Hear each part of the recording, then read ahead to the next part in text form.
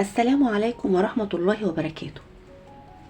رواية العجوز والبحر هي رواية قصيرة للكاتب الأمريكي إرنست هيمنجواي، وكانت آخر رواية ليه قبل وفاته، واللي حاز بفضلها على جائزة نوبل في الأدب سنة 1954. بتدور أحداث الرواية عن صياد عجوز اسمه سانتياغو، واللي كان بيتمتع بالنشاط والحيوية رغم تقدمه في السن، فكان بيخرج كل يوم على مركبه الصغير عشان يصطاد ويسعى ورا الرزق. كان بيخرج معاه مساعده الشاب مانولين، اللي علمه سانتياغو الصيد من وهو صغير.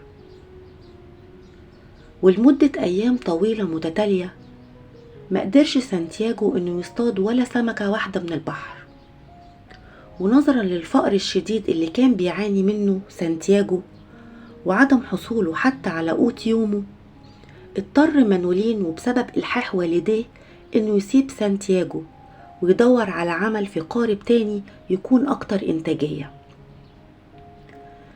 لكن في مساء كل يوم لما كان بيرجع العجوز سانتياغو من الصيد وهو ما معهوش ولا سمكة، كان بيشفق عليه مانولين ويجري لمساعدته في حمل معدات الصيد وتوصيله للمنزل وتوفير له الطعام.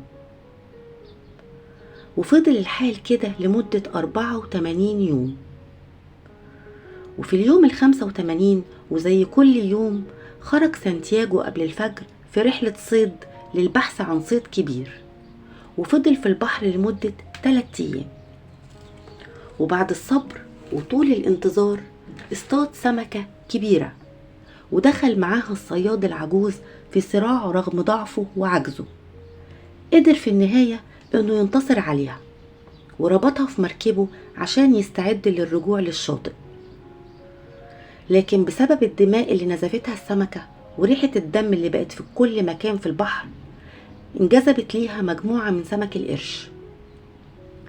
ما استسلمش سانتياغو لسمك القرش، ودخل معاها في صراع تاني رغم إرهاقه وتعبه الشديد من مواجهته الأولى مع السمكة الكبيرة اللي اصطادها. في نهاية الصراع قدر إنه ينجو من سمك القرش، ولما وصل أخيرا للشاطئ لوحده في الضلمة، اتفاجئ الصياد العجوز سانتياغو إن السمكة الكبيرة اللي اصطادها مفضلش منها إلا هيكل عظمي، وإن أسماك القرش أكلت لحمها. رجع لكوخه ورمى نفسه على سريره من كتر التعب والإرهاق.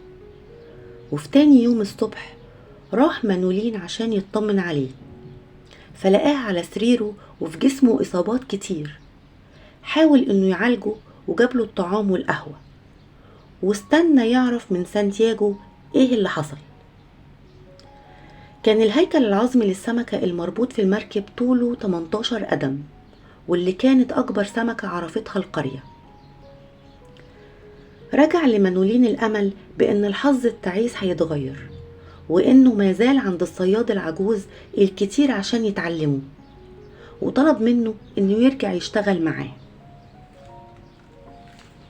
وبعد ما كل الناس في القرية شافوا حجم الهيكل العظمي للسمكة، بدأ الحديث يدور في القرية عن قوة وشجاعة الصياد العجوز، واللي أصبح مشهور ومصدر فخر لقريته. بكده تبقى خلصت روايتنا النهاردة، وإلى اللقاء مع رواية أخرى.